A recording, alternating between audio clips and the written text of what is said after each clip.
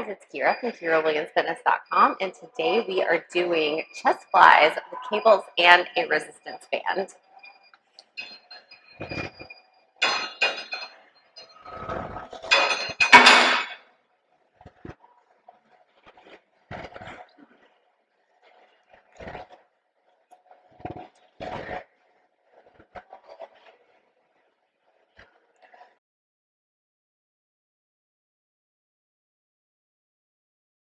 So when we do these, if you have the cable set up, you're going to want to set up 2 cables. If you have a resistance band, just wrap it around something sturdy. For your chest fly, you're just going to lean forward. I prefer to do it in a split stance position.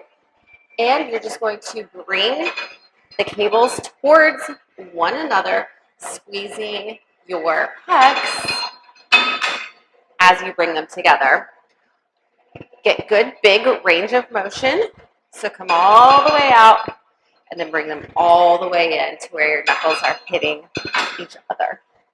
And then when you do them on the band, we're just going to stand in between once they're wrapped around that base, and we're going to do the same thing. Just kind of lean forward and then pull them